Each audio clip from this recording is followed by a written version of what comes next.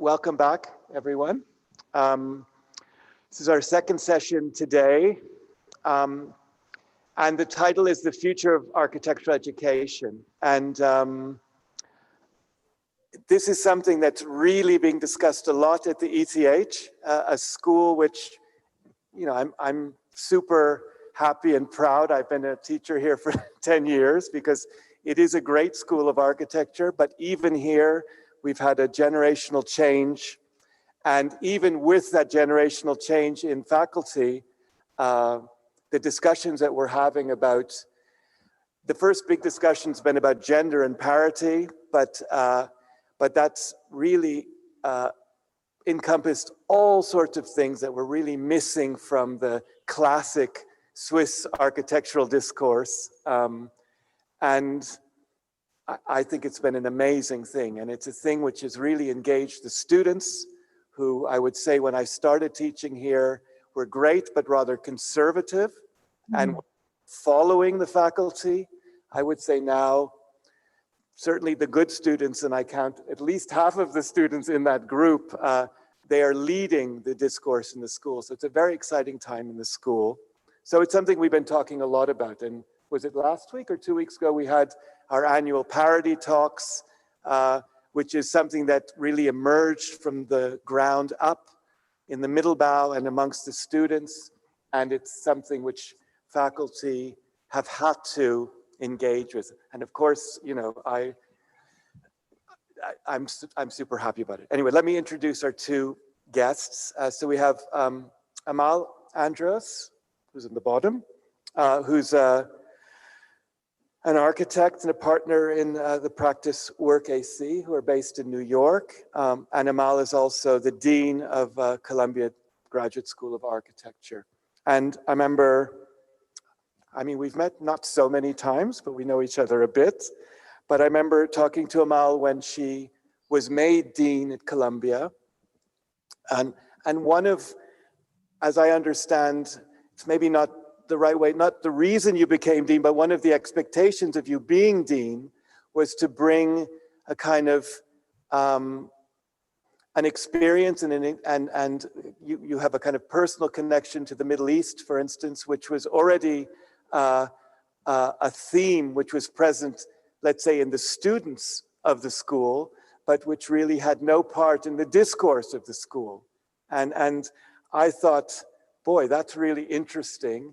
And I think if one sees, maybe that was 6 years ago when we had that discussion, and when I see what you've done at the school around that subject, but also just how a kind of assumption of a Eurocentric discourse in architecture schools, which I must admit I was a perpetrator of, that seems so far away now. And even in Zurich, in the middle of Europe, it's totally impossible to think in that Eurocentric way anymore.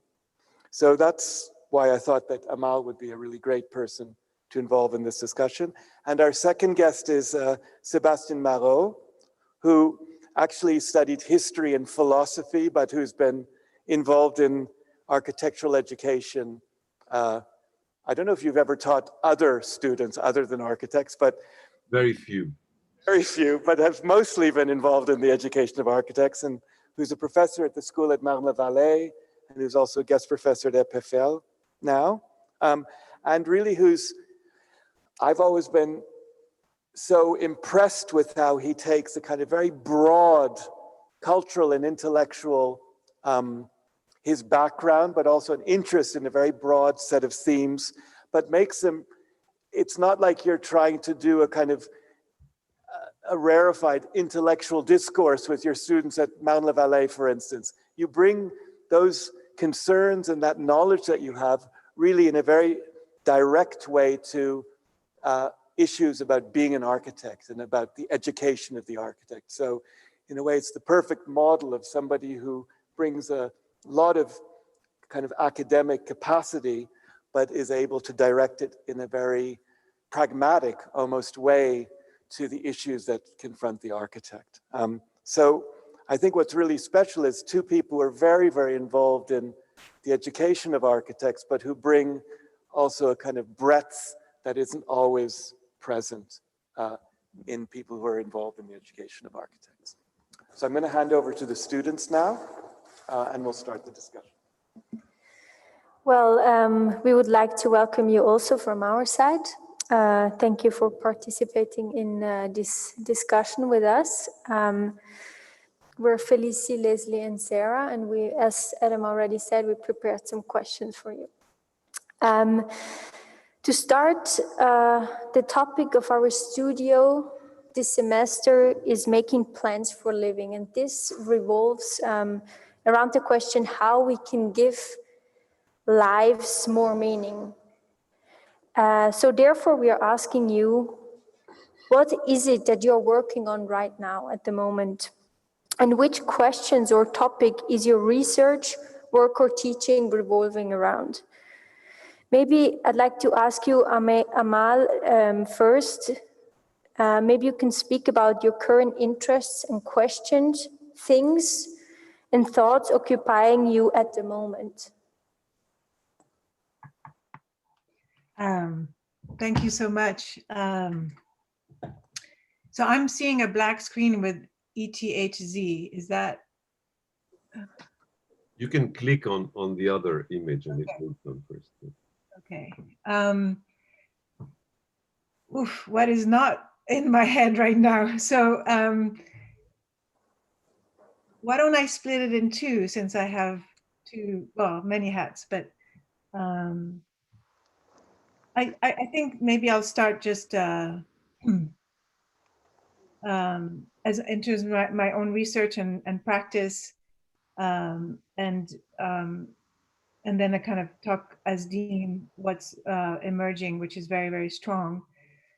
You know, I think in our practice in Work AC and my research, it's been two lines of inquiry. You know, one is, as Adam said, a kind of decentering or an interest in what used to be called the global South, or sort of modernisms that are, you know, not Eurocentric, or sort of very interested in these kind of alternate history, or histories that were alternate, let's say, issues of representation, etc.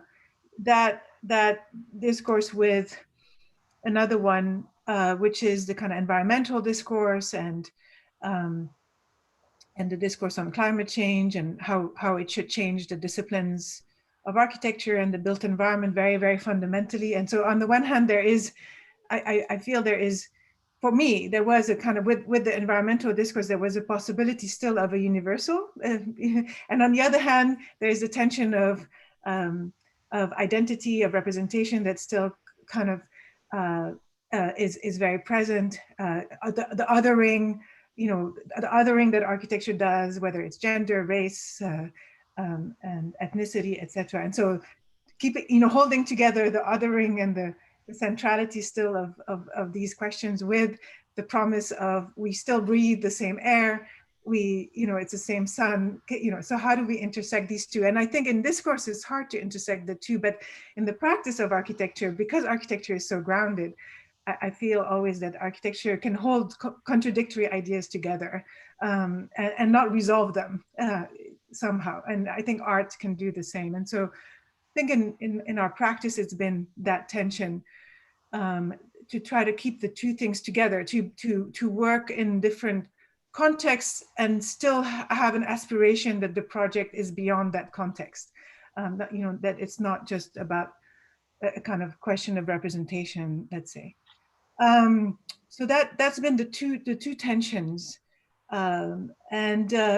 What's interesting in this moment right now is that really the universality of discourses relative to the environment and climate change is completely being dismissed, right? I mean, you look at COVID and you look at the impact in the US around, you know, on vulnerable people, on people of color, on, you know, I mean, it's really, you cannot think about an environmental solution or in a kind of technocratic way without looking at issues of social justice, without looking at issues of racial equity, of gender equity. You can't do that. As a matter of fact, it's almost like what's happening in the US is there's almost a push to say, you know, unless we address racism and the history of the country vis-a-vis slavery, we cannot address climate change, because in fact, it's the same idea of extraction of resources. It's the same, you know, it's a continuity, right? That the kind of American democracy is built on the extraction of bodies, and that led to climate change, right? There's a continuity in modernity, right? You know, so I think the kind of recentering of the social issues vis-a-vis these larger issues is really something that I think, let's say, if in our practice we were trying to be just architect, we can't anymore. We have to engage with these larger issues, very much so. And I think that's where this is intersecting with my deanship and what's happening at the school, is that, you know, I would say two things. When I became dean, it was very much a kind of opening up, first woman dean, young, you know, like a new generation. There was affirmation also from, you know, someone from the Middle East. I mean, it's sort of, and, you know, that was radical. And now I represent the institution. Like 6 years later, I'm the institution to bring down, right? Because not bring down, but there's an even stronger movement of students asking, but what are really architects doing? What is being, you know, what is whiteness in architecture? The figure of the architect, and I think Adam noted that. I think our generation still is holding on to that figure, and the students want to undo that figure entirely, right? There's sort of, so issues of labor are coming into play, even with architectural practice, how architectural practice is constructed. And so, I mean, and whereas I had tried to kind of push both this decentering that Adam spoke about, you know, kind of globalizing the curriculum, etc., in the school, and trying to move towards addressing fundamentally the discourse on climate change, there is now, because of the political situation, also a recentering to say, but we are in Harlem, right? We are located as Columbia University in Harlem. What happened to the neighborhood? What happened, you know, how is the university itself a kind of colonizing, institution? And you know, did the global displace the local? You know, do we not have enough Black architects because now we have more Chinese students? You know, I mean, these very hard discussions are at the heart, you know, of the school. And so there's kind of, I think there's right now at the school, students who want, you know, they just want to be architects. You know, they have this dream. And then there are students who are saying, that's not what we want. We want revolution. Because what is offered to us is not a model that is sustainable. We are not building is in contradiction to what is needed right now. How do we design practices that are engaged socially, environmentally, etc. You know, if we are burdened with debt, if we are, you know, so the kind of structural, the whole system is being questioned, and with a real desire to redesign it. And so, like you, it's very driven by the students at this moment in a very powerful way. And I would say that the students have moved left and the university's further right. And so as dean, we're trying to mitigate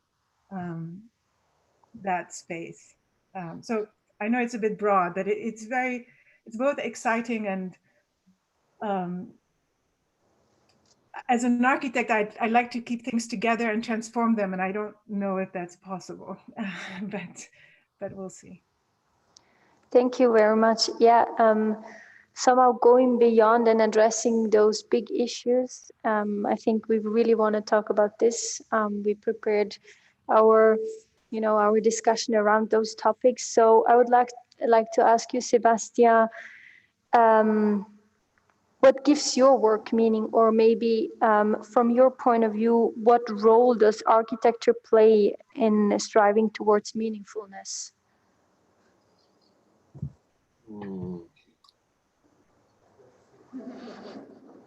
So as Adam explained, I'm not an architect.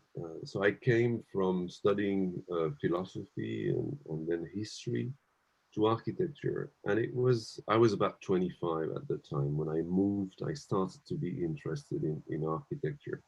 You have to know that my father is an architect. I have a brother who is an architect. So there is a kind of atavism around me of people being interested in these things. But at the start, that was a good reason for not being interested into architecture. I remember my father, when I was a kid, had his other friend's architect, you know, having lunch at home every Monday. And I could hear them talking about urbanism. And I remember I thought this word is awful, etc. And I hated, I'm not a hateful guy, but I didn't like these kind of conversation that I grasped at the time. Then I studied philosophy. It was very, very abstract. And at some point, 25, I started to get interested a bit into architecture, to read these things. And I was fascinated, actually, because all the big issues that we were trying to address very ethereally became kind of concrete, you know, became so I got really interested. Very soon, my interest moved to urbanism, actually, from architecture, and then to landscape and landscape architecture. I was really interested back at the turn of the 80s and 90s into what was happening in the field of landscape architecture. I had the feeling that in that area, some people were kind of questioning what design is about. They were not only doing gardens instead of buildings, but they were, through their interest into landscape, questioning, yeah, what design is about. At the time, it led me to write a little on this, because many of my friends, architects, were kind of looking down at landscape designers, like kind of half architects, you know, there. And I started to write to explain that no, they were not half architects. They were actually questioning what the world of architecture and urbanism was doing, right? At the time, I kind of caricatured the thing by saying, look, in every kind of project, be it landscape, architecture, urbanism, you deal basically, and this is how designers talk, right? You deal with things that you call program, right? Meaning everything that can be described prior to the project itself in terms of what the project will have to satisfy, you know, right? In terms of square meters, different functions, etc. So what we call the program is everything you can say to describe what the design will be about, you know, will have to solve in a way. It's the problem. And then you have what you call the site. The site is, you know, what defines the situation, the context in which the building, if it's a building, or the project will happen. And what will be the relation of that project to that given situation, the situation. So you see that, of course, it's not possible to draw a very strict line separating what is site and what is program. You know, it's elastic, that frontier. But in a way, I had the feeling that in the world of architecture in the 20th century, particularly with the modern movement, there was a kind of design poetics in architecture which tended to be very program oriented, right? You would go from program to sites in a way. And what was at stake, I thought, in the discourse of landscape architect at the time, what was interesting is that in a way, they were doing the reverse. They adopted the reverse poetics, going from site to program in some ways, you know. They would, if you push the logic to its ultimate, you know, and they would almost invent the program from the sites, you know. They would go. So I thought it was an interesting thing. So with the years passing, I became quite involved in kind of trying to advocate the interests of that design poetics, going from site to program instead of the other way around. I wrote a lot about that. But anyway, and so you can imagine that having that interest for sites, situation, territories, landscape, I was very sensitive to environmental issues. At least I was very interested in those issues. And I would say in the 90s and the early 2000s, I started to read a lot on these issues, environmental issues. I was then in the United States teaching at Cornell University. And I had 3 years there and then in Montreal at the Canadian Center, where I had not much to do. You know, I taught a seminar or two, so I had plenty of time. So I started to read like voraciously environmental stuff, you know. And when I came back to Paris, that was back in 2006, in the school, which in Marne-la-Vallée, which I was one of the founders with other friends before I left. I said to my colleagues, I think we really have to teach not only the history, because I was a historian, not only the history of urbanism, not only the history of architecture, but we should teach head-on the history of the environment in School of Architecture, so that students would be able not only to receive, you know, constraints from other people saying, now you should adopt such norm, environmental norm, or etc., but they should be able also to question them and to think environmentally, fundamentally, right? So back then, I started to teach a course of the history of the environment, a whole year class, first year students there, which is what I do.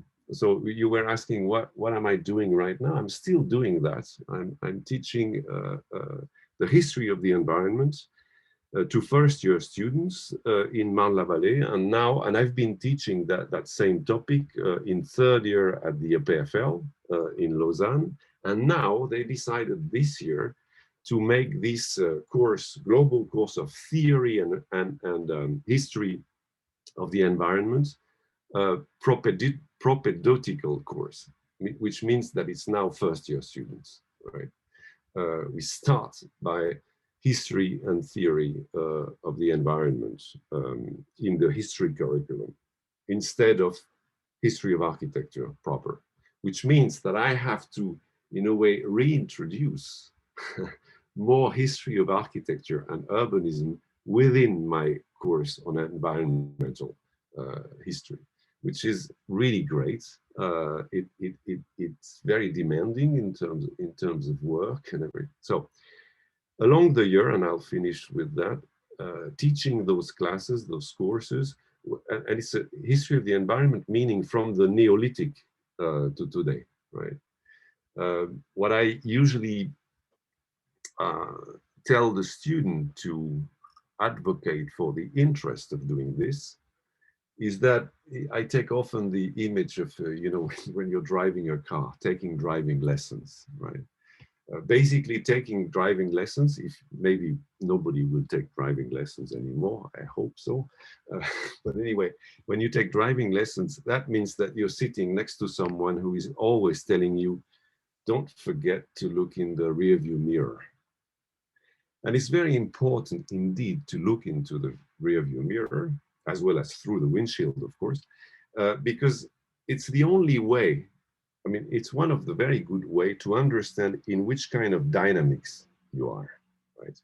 To understand that things might come from behind, you know, faster than you think, etc. So it's absolutely necessary to look into the rearview mirror as well as through the windshield, right? The windshield shows you the future, but the rearview mirror also shows you part of that future, right? The dynamics in which you're engaged. So while teaching those classes, those courses of history of the environment, I became more and more interested into another discipline, you might say, or practice, which is absolutely essential for us, which is agriculture. I just noticed that I was speaking more and more of agriculture and comparing agriculture and architecture more and more often. And recently, I did a quite big exhibition for the Triennale, last Triennale in Lisbon, a quite big exhibition which I called Taking the Country's Side, Agriculture and Architecture. It's a 2,000 square meter exhibition, quite meaty exhibition, looking back at the history, parallel history of those disciplines, agriculture, architecture, urbanism, and trying to open up a discussion and reflection space about where do we go from where now, right? Where are we now? Questioning a big assumption that everybody, puts forward nowadays, which is the urbanization of the world, the metropolization of the world. The most official statistics will explain to you that this is the sense of history, basically. This is the manifest destiny of humankind to become more and more urbanized. I think we might have reason to question that assumption, especially if we take into account, which we have to do, the enormous environmental issues that are looming before us, that we are into. So this is what I'm interested right now, agriculture and architecture, how they must, in a way, reconnect, talk to each other, because these are two fundamental arts, right? And agriculture, because of the industrialization of that thing, has become something horrible. And that very interesting people in the field of agroecology, permaculture, name it, are fundamentally questioning those things in terms of design, right? So, yeah, this is what lessons, part of my interest is what lessons can we architects, urbanists, draw from the way some very brilliant people are questioning the evolution of agriculture also.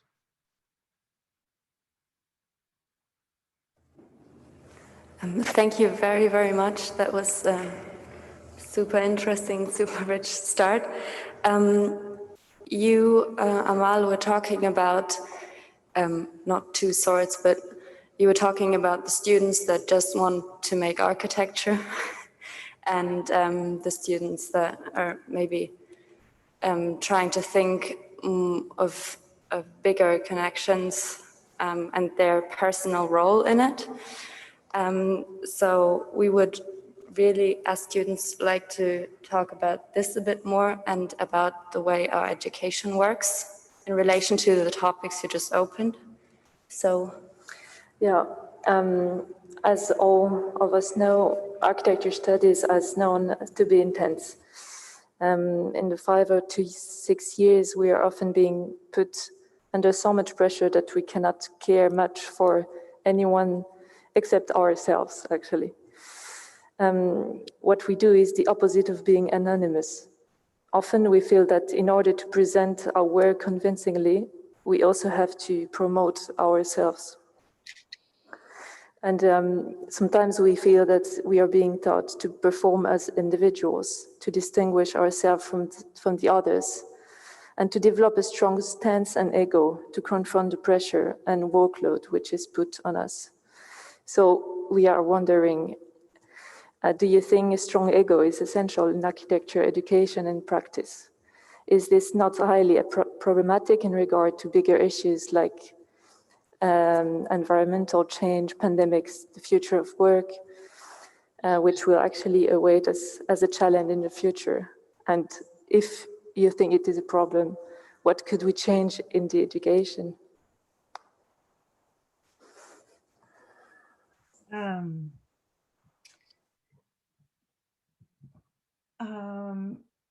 Where to start? I think that I really appreciated Sebastien's rear view mirror sort of idea, because what I'm seeing now is actually things that were put in motion.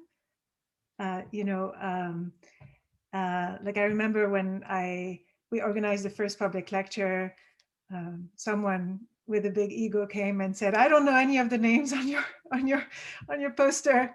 You need at least 50% of big names, or some." And I was very much committed to this mission that the school needed to be a platform for underrepresented voices, for emerging forms of practice, for people who were questioning the kind of more accepted idea of certainly the star architect or the ego. I was very committed to that. And so gradually that, like a wave, I think acquired a certain momentum where now the students are even further than I am. And they're saying, we can't practice the way the school is telling us to practice because of all the things you said, right? Because of the way we're supposed to be individuals, or the way we're supposed to kind of, present a certain sense of certitude on our own, etc. So all the questions I think that you're posing are questions that are almost now kind of coming back around to say, if we are really to be engaged socially, environmentally, to rethink how we live, which is the question of the studio and the seminar, then it starts by transforming who we are and how we are. And so it's very heartwarming for me to see this moment where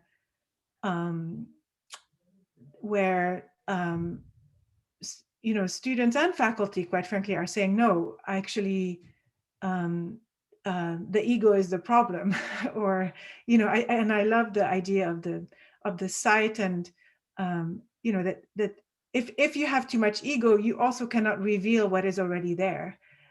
You can't work with the forces. You're so obsessed with projecting that you can't extract or make visible or create new relationships, which is farming, right? I mean, it's kind of creating a system that in itself is produces something.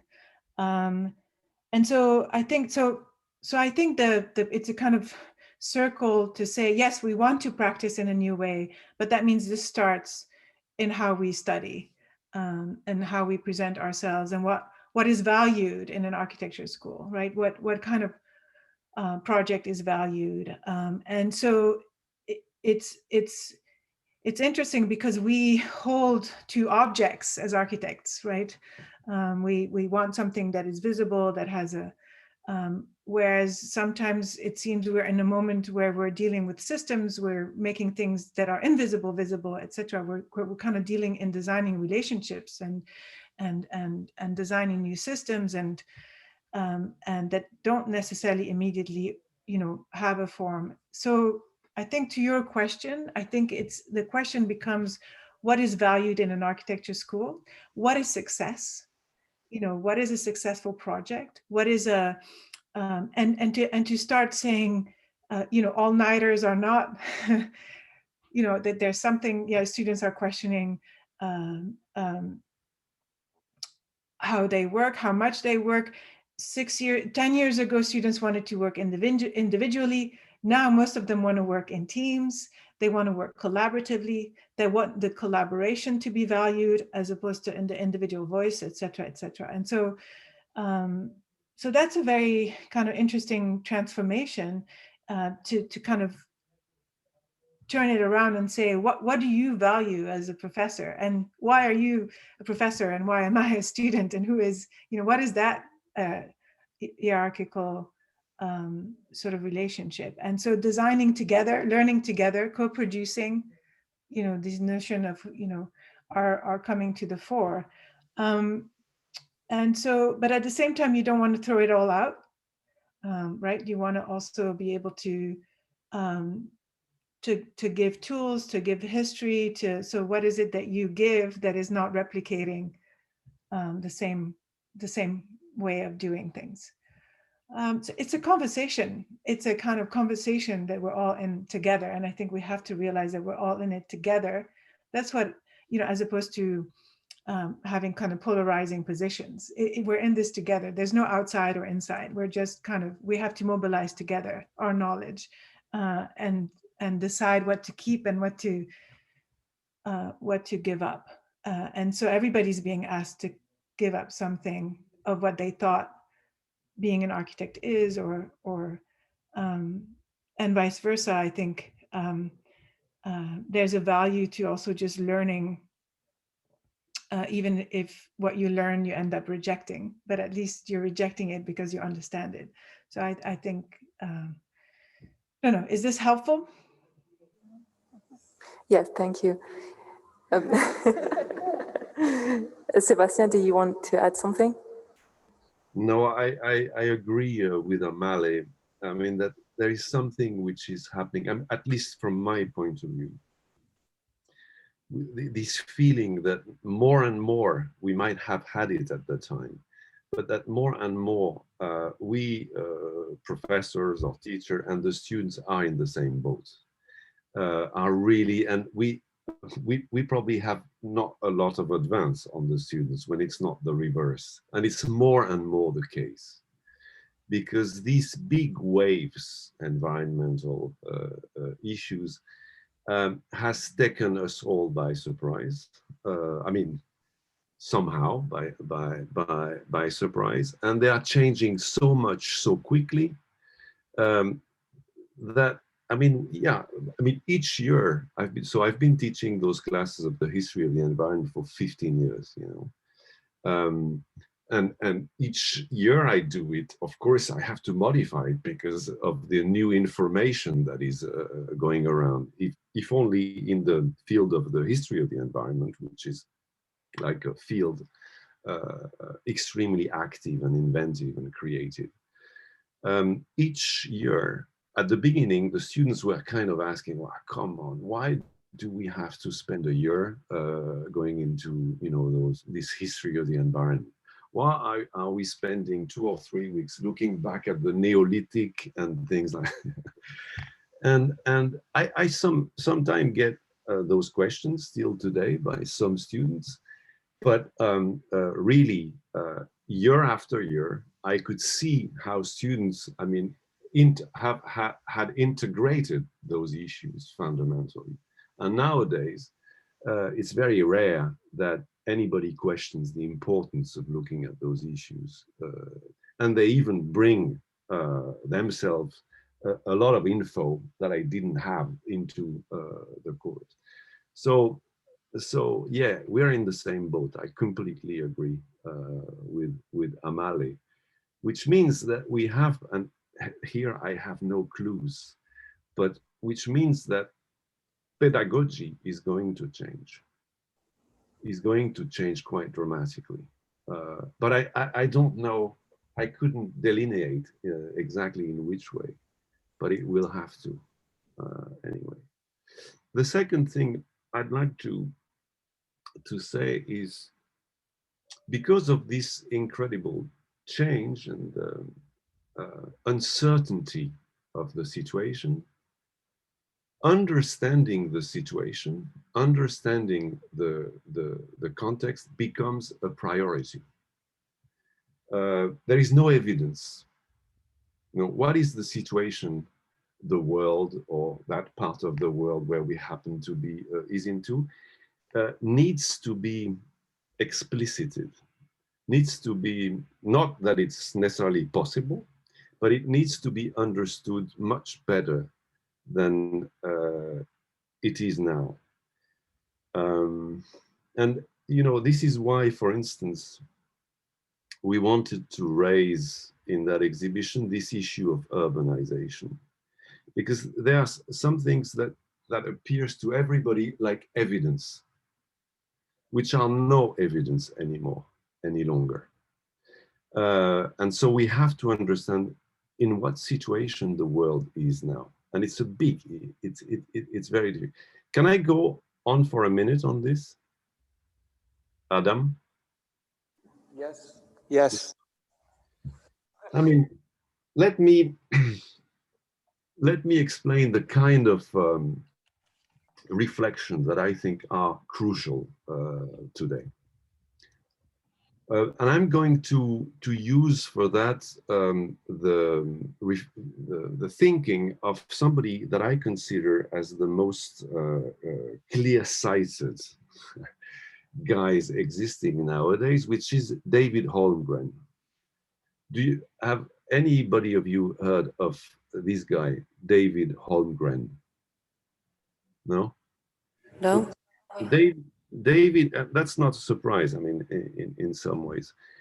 David Holmgren is a guy who is now probably 65, born in the 50s, and he's the co-author of the concept of permaculture. He's an Australian guy who intended to become a landscape architect, to study landscape architecture back in the 70s, but then decided not to, and to try to, I mean, he was in Tasmania, you know, and tried to reflect at the crossroad of landscape design, environmental thinking. He was very much into those issues at the time, and agriculture, precisely. You know, how do you kind of deal with yourself and the community around you in a kind of autonomous way? How can you ensure a relative autonomy? So, and it was really, he was in third year when he wrote that text, which became Permaculture 1 in 78. The same year that Rem Koolhaas published Delirious New York, there was in Tasmania this little guy publishing permaculture.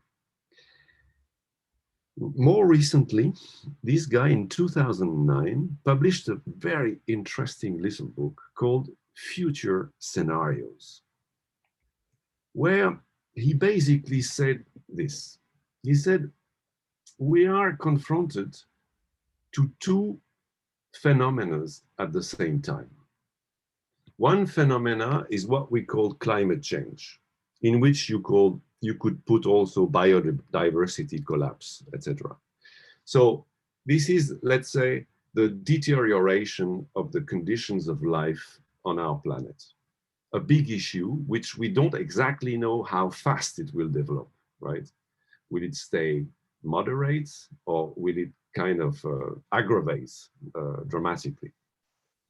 And then we have simultaneously another problem, which has links with the first, of course, but which is logically different, which he sums up by the word peak oil, right? But in which you can also, it's the peak, it's the energy descent, right?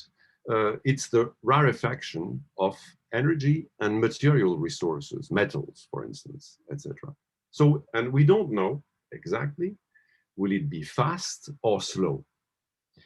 And what David Holmgren says, so basically, one thing is the deteriorations of the conditions of life, climate change, etc. And the other one is the diminution of our power, of our capacity to transform the world, which basically energy is about, right?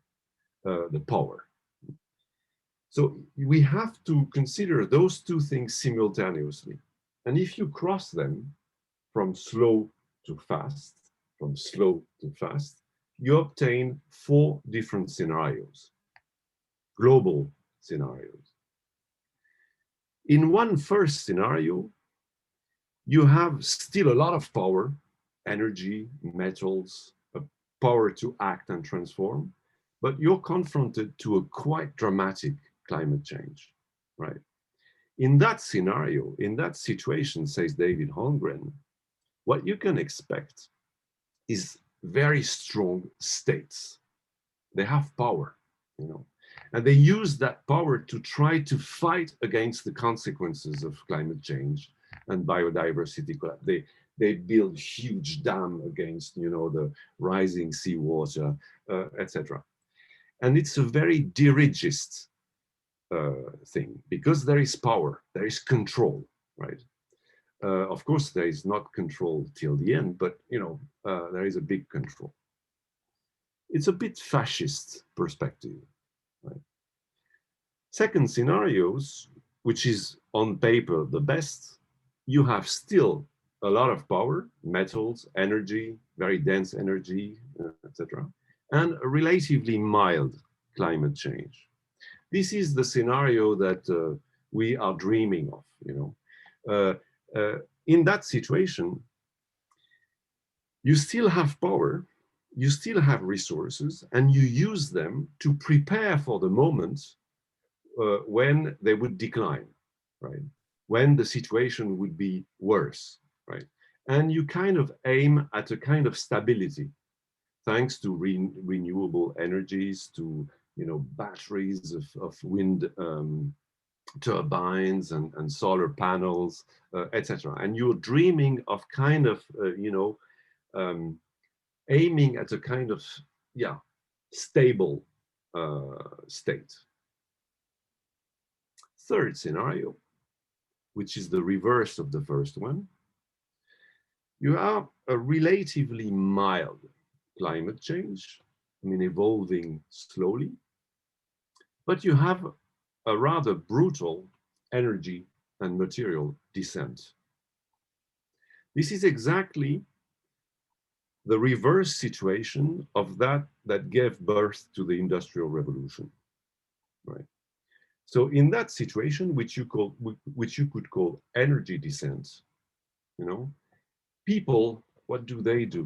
Well, they go and try to steward energy where it is left, meaning in living things, right? They probably get out of the cities, which were the fruit of energy density and concentration, right? And you have an urban exodus in some ways, right? Which is obviously what permaculture, the scenario in which permaculture sees itself really good at, you know, in a way. So back to cultivating, to stewarding land sites, you know, each in their own ways according to their specificities, etc. Finally, you have a last scenario, which is the worst on paper, which is both very bad situation, aggravation of climate change and biodiversity collapse, and a collapse of dense energy, dense material stocks, right? And this David Holmgren calls it lifeboats, right? So I mean, it's not bad in every way, in some way, because you do not do world wars without dense energy, etc. But it's a bit of a matrix situation, atomization of the world, you know, tribes, etc. Survivalists, collapse thing. This is, in my view, a super interesting caricature of the situation. In what world, toward what kind of world are we going, right? What David Holmgren says very explicitly is that you don't have to choose between those different scenarios. They are all happening in a way simultaneously in different parts of the world, or even like Russian puppets inside one another, right? But it's a very logical and interesting way of summarizing, in a way, the different situations in which we might find ourselves today. And this kind of thing, in my view, should be really discussed in schools of architecture, among others, right? Because what do you do in that situation? What do you do? For what are you preparing yourselves, right? David Holmgren is very clear. He thinks that the descent scenario is the best to choose. Why? Because in his view, the best way of preparing ourselves, even to the worst scenario, is to adopt the one that could avoid it, in a way, right? So the best way of preparing ourselves for maybe a collapse, because collapsologues are everywhere today, is to aim at an energy descent scenario, and for that, to question the way we inhabit our territories today, and to get out of the metropolitan ethos which is around, and of which my friend Remkol has been the prophet. This is the kind of issues that I think should be discussed in our milieu spheres, in design spheres. What world are we aiming at, or trying to, anyway, you understand. I want to ask, I mean, that's fascinating, and I guess we're all going to now get out books by David Holmgren. Yeah. Yeah, you go on his website, because he does his books himself in near Melbourne, Australia.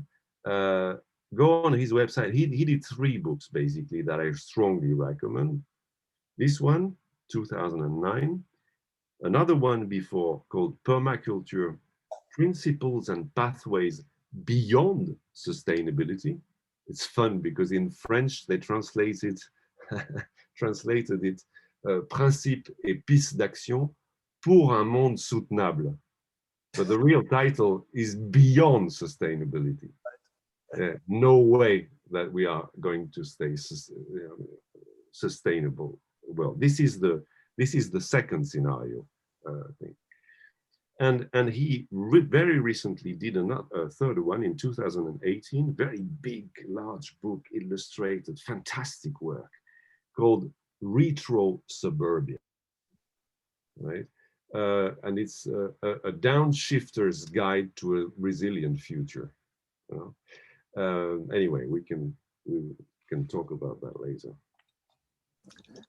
I wanted to ask Amale something. I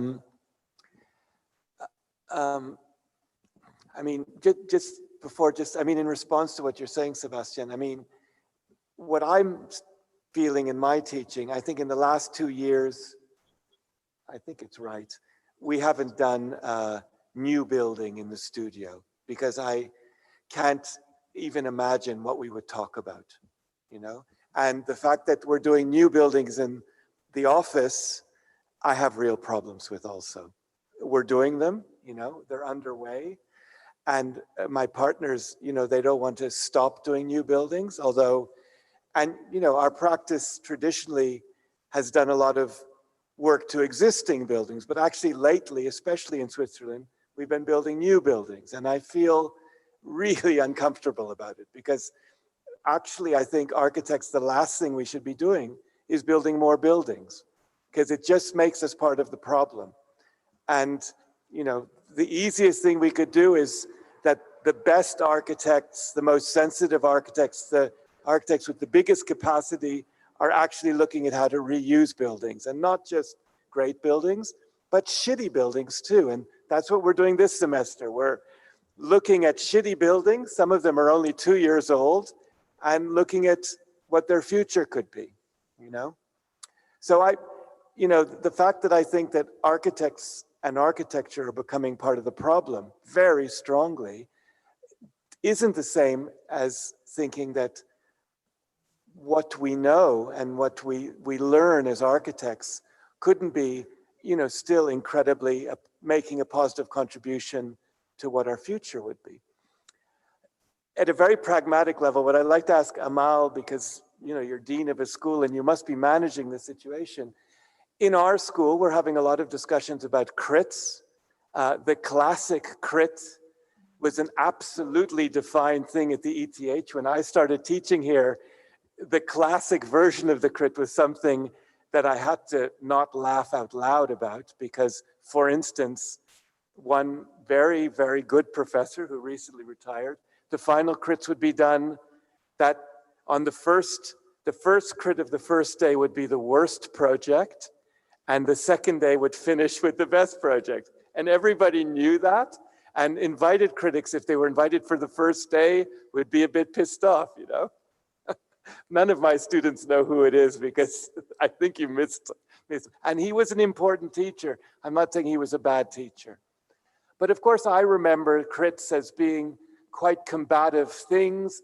I was wondering, I taught at Harvard 10 years ago, and still the model was 10 men showing off for each other's benefit and a crying student, maybe a woman, maybe a male student, didn't know, but that was the model. And I guess at Harvard, they don't have crits like that anymore because they'd be in court a lot. But in our school, we're really talking about crits. There are some teachers like Frick Pearson, who recently became the professor of, what's he called? Of territory, not of urbanism. He doesn't believe in crits. He does, does anybody know what they're called? Because they have good names. They're not called workshops either, but they're much more about discussions. They're much shorter, and they're part of a whole range of teaching scenarios. And this semester, we're not really doing intermediate crits. We're just having crits every 2 weeks. And the idea of that is that the students don't kill themselves for the crit. It's about sharing. Well, they're laughing. Maybe they do kill themselves, but they don't need to. But it's about sharing what you're doing with the whole group every 2 weeks. And it's meant to be trying to encourage an ongoing discussion. And as a person who thought crits were, handed down by God, I don't believe that anymore. I really don't believe it. And I've never had students cry. I've never been into that. But I did think that this idea, like what you were asking about and when we had a discussion about this the other week, I was in a workshop in the parity talks, which were about crits. And the students were saying that they thought that they had to sell their projects. And I must say, I was a bit shocked by that characterization because it never occurred to me they were selling me something. I thought that they were, enlightening me, that they were imparting ideas, that made me learn something. I never really thought about being sold something. But I'd be interested about in Colombia and in the States where for good and for bad reasons, I think crits are more contentious maybe, because I remember also giving, unfortunately, a couple of students a commendation at Harvard, and all that did was all the other students complained, and had I known, I would never have given a commendation to anyone. But the crit as a form. Yeah. So a few things. I want to just pick up on the building, idea, and architecture as building, as a question mark. New building, old building. So maybe I'll start with, in 2008, actually we also have been fascinated with food. We built this cardboard farm, all organic with systems, and the manifesto was architecture can be a system that supports new forms of life and encounter in the city, etc. And we're very fascinated with Michael Pollan and these ideas of kind of rethinking these systems and situating architecture at the center of that. And so I think that you don't have to give up architecture to think about these large systems. What's beautiful is that if you think about a plate of food, You can look at it and it can be aesthetic, it can be formal, it can be, but it can also tell you stories about where the food is coming from, how much energy it took to make it, who made it, who cooked it, what is the labor, what is the, and so our students are encouraged to be thinking not with the frame of the plate, but with the plate framing a set of relationships, a set of energies, set of labor conditions, etc., that all come together in your plate. Questions of embodied energy, like what did your plate mobilize? What did your building mobilize? And so I think that we can both keep the framework of the building, but always question its boundaries. Never assume that the skin, which is a problem with all these ways we measure energy with buildings. I mean, there's a lot of question, right? Like, why is it the envelope, and at what scale do you measure all these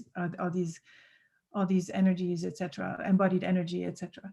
And so I think to your point about preservation and reuse and adaptive, this is where it's amazing, because of course, if you compare an old building that's leaky to an abstract, perfect sealed building, it's not going to perform as well. But then if you calculate how much embodied energy it will take to destroy that building, how much labor, etc., to build a new one, then preserving it and adapting it is crucial. So I think the building, as architects, we can still keep the building as a framework to critique our architecture itself almost from within, and certainly preservation and all these questions can really come into play. And I think as architects, we're all we're trying to survive in our practices. And so on the one hand, we might do edible schoolyards, and on the other hand, we're like torturing ourselves because we are doing a new building. And so these are the questions that I think students are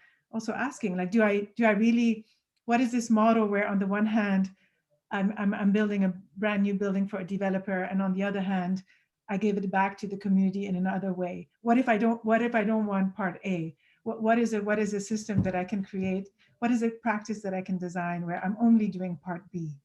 And you're having now students and recent grads who are designing nonprofits or new models of practice so that you don't have to rely on part A, which is, Adam, what you're talking about in your studio. And I think our practices, our generation, which is different from the new generation, is still caught in this.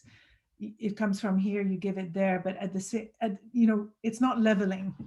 So I think the new generation is saying, I don't want this. I just want the good part, right? Which is great. And so I think so these questions then come back to, I think, the question of teaching and how we teach, right? Because who's got the, if our model is not a great model, then who are we to teach it? Right. And so I think so the idea that now we're in this together, questioning ourselves all together, and the format of the crit has changed more and more. Before COVID, it became more often than not a discussion. Not all of them, of course, we still have the usual, but in general, there's been a pressure to do roundtable discussions, present projects more than one at a time. So then you're thinking relationally.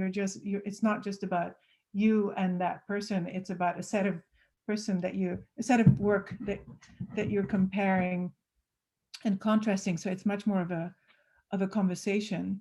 And I think what's been really radical is actually Zoom and this moment, right? What's interesting in Zoom or whatever platform is that there's a flattening, right, where everybody on the screen is the same. A student, a critic, the teacher, like we're all here, we're all together, right? There's no hierarchy. The students are there, I'm here, Sebastien's there. That flattening has really, I think, radicalized even further what these reviews have become. And in addition to that, because we're so close, people are really looking at drawings and they're sketching on top, and they're, so it's like we're all co-producing. And that never happened, right? In the scenario where you're sitting and the drawings are up there, it's like this distance, and very often the conversation would not be about the work, it would be about something else. So it's both more about the work and more a discussion beyond the work that's happening, I think, at the same time. And other outcomes, kind of silver linings of this moment, I was talking to the second year Masters of Architecture, and they were saying the Miro board, right? The idea that you see all the work to growing at the same time of the studio or studios all together. Like suddenly we are producing together, right? It's not like, and that they want to keep. Like the questions now are, what do we keep about this moment when we come back into space, and what do we give up? And so I think it's really, I think even these technologies are undoing these hierarchies and sort of making us all together, trying to figure out what's next. And it's I mean, it's as much as we are on board, we have to realize that we were trained a certain way, and so for us to give up, right, I have to constantly remind myself that I was miserable when I worked for REM.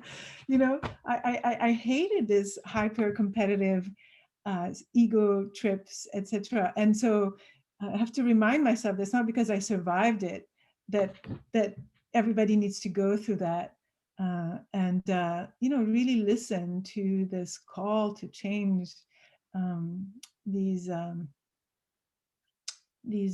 kinds of forms of apprenticeship, etc. But then how do you do that and still give criticism?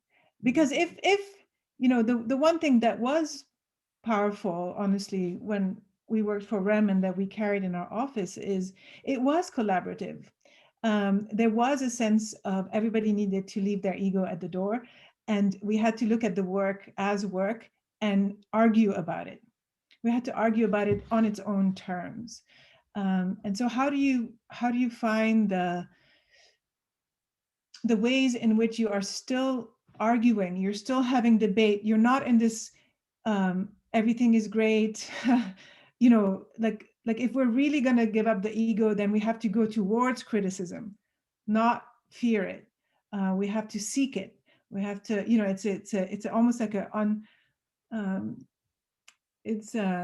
which sometimes it's confusing. It's like if we give up the harshness of what the reviews were, we should be in this moment where everything is nice and everybody gets commended for the work they've done.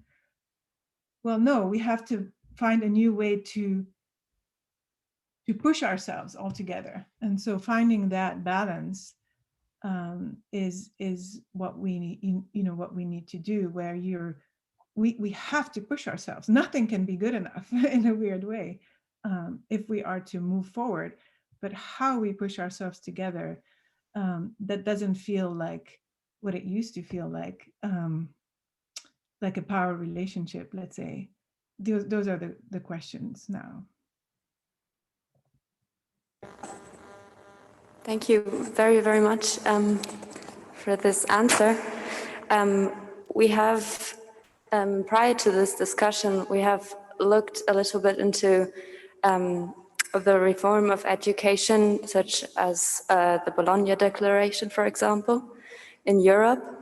And just quickly, this declaration in 1999, 29 European ministers of education signed a political programmatic declaration to standardize study programs and degrees, as well as the international mobility of students, with the aim of creating a single European higher education area. This convergence process involved a new two-phase system of vocational qualifications, bachelor and master degrees, and the establishment of the European Credit Transfer System, ECTS, that we all know too well, I guess, to ensure a standard quality in the higher education sector. It has been criticized for a number of problematic aspects, and we were thinking about so when we talk about all these very global problems, it is just seems logical to sort of globalize education as well. But then we were thinking about all these measuring and standardization methods, which sort of make education more of a product than it was before. And that is linked to giving education maybe not the value that it had before by measuring it in time hours and such as ECTS. And we were thinking about what it would be like to actually, what would life be like, or architecture education be like if we would all learn the same.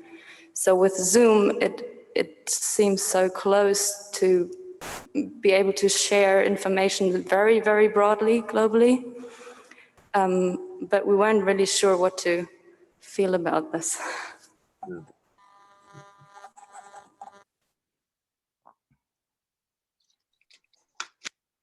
Yeah, Go ahead, Sebastien. Yeah. I just want to say that I exactly share your skepticism about that, not being able to give a very definite answer on this.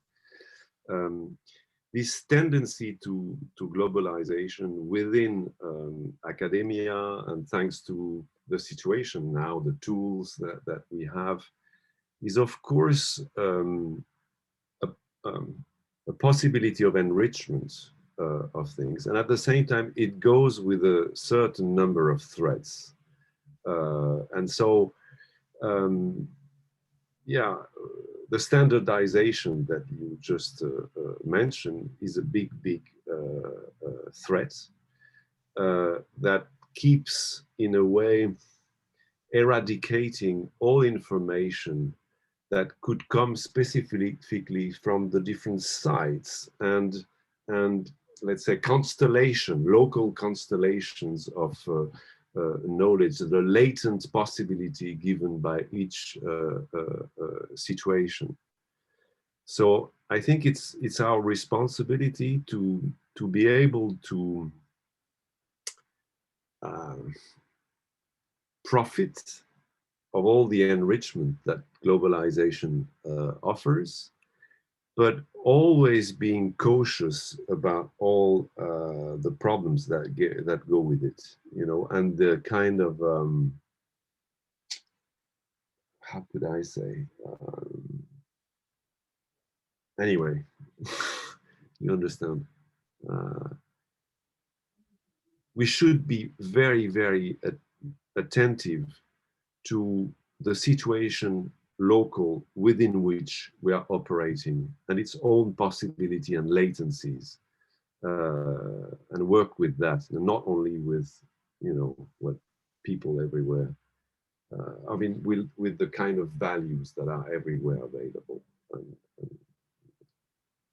yeah, I think it's a big issue. And environmental issues are exactly the same, meaning they have a global aspect. There is a huge global aspect to them, but they are all at the same time always local.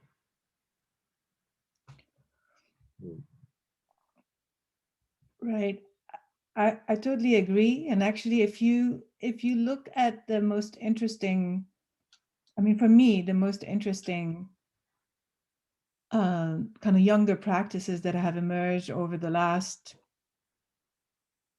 10, 20 years are very embedded in a local condition. Yeah. They're kind of, they have a sort of understanding of the politics, the ground, and they're sort of taking all these actors and putting them together in a completely new way and radical way. And for some, it has to do with how they engage with labor or with materials, or, and they're making very strategic decisions as to, many of them are not operating in necessarily in urban contexts. Actually, there's a sort of, even I would say in China, whereas, the main let's say there's a very big love of new technologies in cities and Brave New World and whatever. You have a lot of interesting architects who are operating within communities in the rural areas, etc. And sort of that's a space that for them is has the possibility of being somewhat radicalized. And so I would replace this kind of standardization kind of global approach, which we've been. I mean, the kind of starchitecture moment was a sort of global architecture moment, right? Where what was valued didn't depend on the actual context. It was a sort of flattening. So we've been there. We know what that results in. And so, so I would say it's not about this kind of global, but it's about sharing. Right, we have a possibility to share more. What's interesting is that, even during the Black Lives Matter protests in the US, you had the protesters in Beirut who were sending information, right? Like the sharing that is happening amongst activists around the world, that level of sharing is different from sort of global standardization. It's a sharing of approaches and knowledge. And I think that's the promise, as opposed to a standardization, which by necessity will be exclusive again. Like you will decide this is standard in here and this is outside. But what we're questioning is that, right? You want to be in flux where whatever's excluded is always included again somehow, or you're moving beyond that. So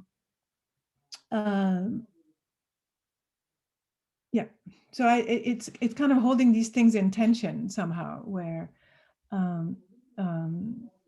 you're sharing, there is maybe shared value, in terms of what we should be aspiring to, but how these principles or these set of values, are implemented or adopted, or that has to be localized for sure, I think.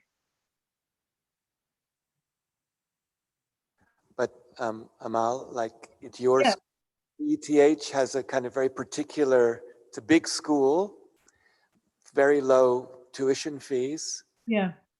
If you're a Swiss student and you've done your Matura, you automatically get in. So, but then there's some outside students, it's very hard for them to get in. But I think even at the masters, it's 60%, 50-60% Swiss students.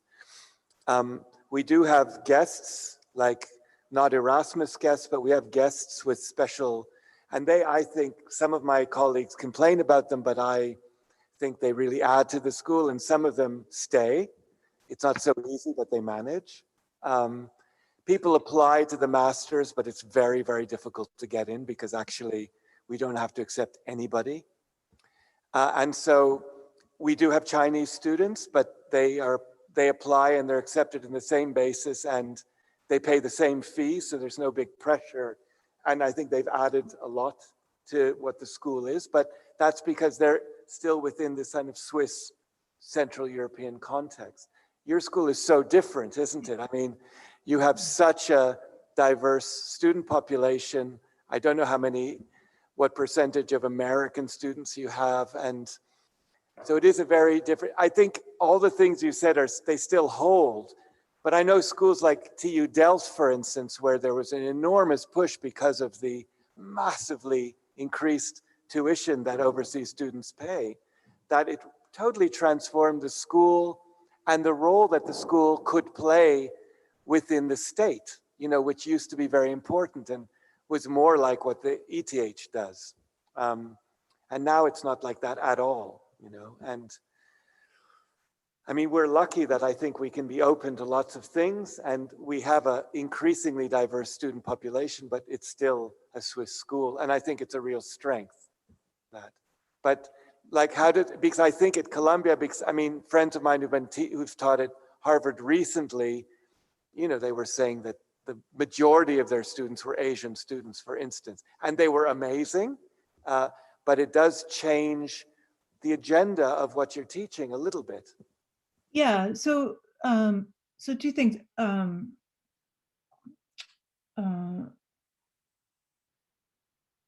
I want to answer Miles Elliott. Recently we had a practice called Al Borde from Quito, Ecuador, very interesting, who operate at the community level. Yasmin Larry, and first woman architect in Pakistan, gave up her kind of architecture practice to really work on issues of resiliency. Completely different. Brian Lee is operating in kind of leading design as protest in the U.S. and so if you look at the work, it's very different. But if you look at the set of values and approaches, it's kind of very similar. So I mean, these are just some recent people that come to mind, or Mariam Kamara, or I think there's some very interesting practices emerging. I think that Adam, what you're asking, that tension is right now very real, in that, so I think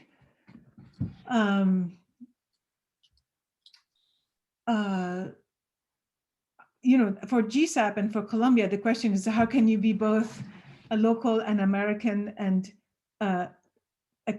understand where your situation is in New York and what the history of the campus is in Harlem, and the history of the university as an institution vis-a-vis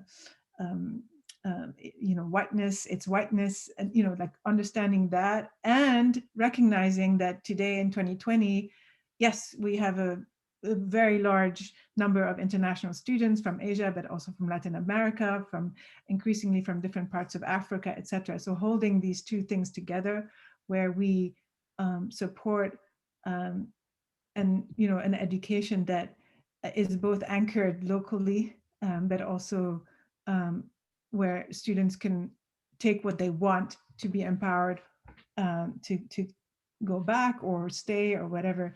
Yeah, I think that's a tension we're working through now, honestly, because I would say that in the early 2000s, it was, this is a global university, the discourse was really almost erasing